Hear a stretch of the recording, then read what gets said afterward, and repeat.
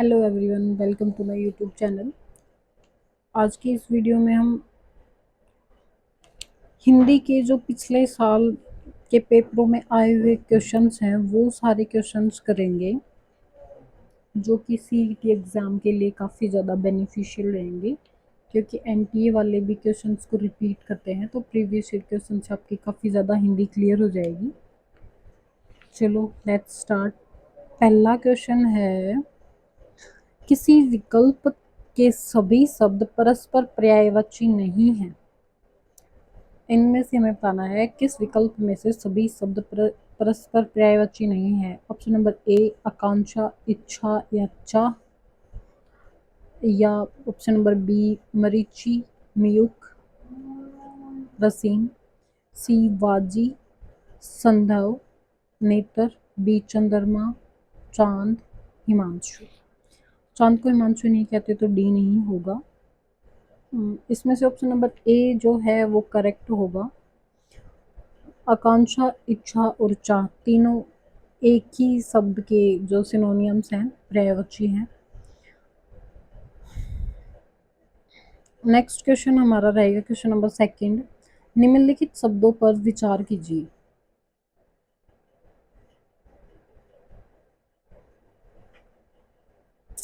Sorry, question number पहले में वो बताना था जिसके नहीं है, जो मतलब मैच नहीं हो रही, तो इसमें सी का जो ऑप्शन है ये मैच नहीं हो रहे। ऑप्शन नंबर सी करेक्ट होगा ए का, वाजी, संधव और नेत्र वाला। नेक्स्ट है हमारा, निम्नलिखित शब्दों पर विचार कीजिए। ऑप्शन है तिलांजलि, बी विभिस्का, सी विस्मरण, फोर है हितैषी। तो इसका जो है मतलब हमें शब्दों को शुद्ध करके लिखना है, मतलब सारे जो शुद्ध वर्ड हैं वो हमें बताना है। तो इसमें से तिलांजलि गलत लिखा हुआ है, विभिसा भी गलत लिखा हुआ है, विस्मरण सही है और हितैषी भी सही है। तो दोनों जो जिस ऑप्शन में होंगे वही करेक्ट हो जाएगा। तो ऐसा ऑप्शन है ऑप्शन नंबर सी। सी हमारा राइट आंसर हो जाएगा। नेक्स्ट है हमारा, निम्न में से कौन सा शब्द स्त्रीलिंग नहीं है। यामा, भिक्षा, योजना, संबल। तो इसमें से ऑप्शन नंबर डी, संबल जो है वो स्त्रीलिंग नहीं है। नेक्स्ट क्वेश्चन है क्वेश्चन नंबर 5। साहस का विलोम शब्द, एंटोनियम बताना है हमें इसमें। साहस का विलोम शब्द, तो इसमें साफ साफ दिख रहा है असाहस ही होगा। नेक्स्ट है क्वेश्चन नंबर 6। किसी वाक्यांश के लिए प्रयुक्त शब्द सार्थक नहीं है, तो ये होगा ऑप्शन नंबर ए, बरसात के 4 महीने चतुर्माह। सही है ये। जिसकी मृत्यु न हो उसके नश्वर, नहीं, जिसकी मृत्यु न हो उसके वो अमर होता है, नश्वर नहीं होता।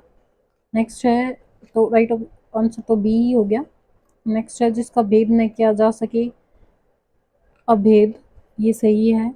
ऑप्शन नंबर डी है, शक्ति का उपासक, सा साक तो होता है ये भी सही लिखा हुआ है इसमें। नेक्स्ट है क्वेश्चन नंबर 7। व्याकरण की दृष्टि से निम्न में से कौन सा शुद्ध वाक्य है। ऑप्शन नंबर ए, फल को बच्चे से काट कर खिलाओ, ये गलत है। नेक्स्ट है, मेरे जाने का है, ये भी गलत है, इसमें ऐसा कुछ सही लिखा हुआ नहीं है। ऑप्शन नंबर सी है, श्री कृष्ण के अनेकों नाम हैं,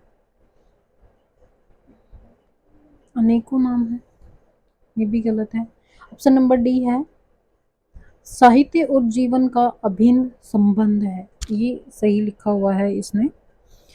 साहित्य और जीवन का जो है अभिन्न संबंध है, ये वाक्य इसका बिल्कुल सही है। तो ऑप्शन नंबर डी हमारा करेक्ट आंसर हो जाएगा। नेक्स्ट क्वेश्चन है हमारा क्वेश्चन नंबर 8। क्वेश्चन नंबर 8 है, प्रयोग की दृष्टि से संबंध बोधक अव्यय के कितने भेद होते हैं। तो प्रयोग की दृष्टि से संबंध बोधक अव्यय के 2 भेद होते हैं, बी राइट आंसर है। नेक्स्ट है, निजवाचक सर्वनाम किसे कहते हैं। ऑप्शन नंबर ए है, जिन सर्वनाम शब्दों का वाक्य के दूसरे सर्वनाम शब्दों के साथ संबंध होता है, ये गलत है। ऑप्शन नंबर बी, जिन सर्वनाम शब्दों का प्रयोग वाक्य में कर्ता के साथ अपनापन बताने के लिए किया जाए, नहीं, ये भी नहीं होगा, ये गलत होगा। सी है जिन सर्वनाम शब्दों के लिए किसी निश्चित व्यक्ति या वस्तु का बोध होता हो। नहीं, ये भी नहीं होगा, तो ऑप्शन नंबर डी हमारा हो जाएगा, इनमें से कोई नहीं। निजवाचक सर्वनाम को हम कहते हैं कि जिस वाक्य में वक्ता स्वयं के लिए करता हो उसे हम निजवाचक सर्वनाम कहते हैं। So option number D right answer होगा। नेक्स्ट क्वेश्चन जो है वो है, छोटी से छोटी ध्वनि जिसके खंड न हो सके क्या कहलाती है? तो शब्द, खंड, वर्ण, भाषा, इसमें से option number C right answer होगा। वर्ण कहलाती है जिसके खंड न हो सके, छोटी से छोटी ध्वनि।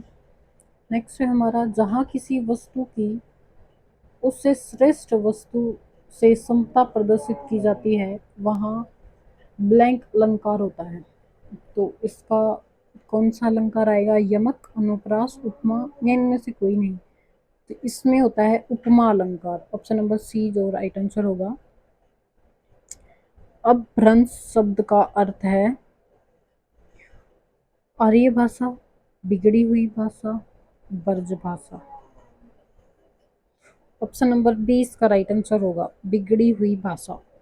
नेक्स्ट क्वेश्चन है, डैश वह शास्त्र है जो भाषा के शुद्ध रूप का ज्ञान कराता है और भाषा को स्थायी एवं मानक रूप प्रदान करता है। तो इसके ऑप्शन है संकलन, बी व्याकरण, सी अलंकार, डी इनमें से कोई नहीं। तो इसका राइट आंसर होगा ऑप्शन नंबर बी व्याकरण। व्याकरण वह शास्त्र है जो भाषा के शुद्ध रूप का ज्ञान कराता है और भाषा को स्थायी एवं मानक रूप में प्रदान करता है। नेक्स्ट क्वेश्चन हमारा होगा, संयुक्त क्रिया किसे कहते हैं? तो इसके ऑप्शंस हैं, एक ही क्रिया का प्रयोग किया जाता है, नहीं ये नहीं होगा। संयुक्त क्रिया किसे कहते हैं? जब दो या दो से अधिक क्रियाएं मिलकर पूर्ण क्रिया का बोध कराती हैं। तो ऑप्शन नंबर बी हमारा राइट आंसर होगा। नेक्स्ट क्वेश्चन है, लोकोक्ति का अर्थ है भाषा का चमत्कार, लोगों का कथन, रूढ़ वाक्यांश, या इनमें से कोई नहीं?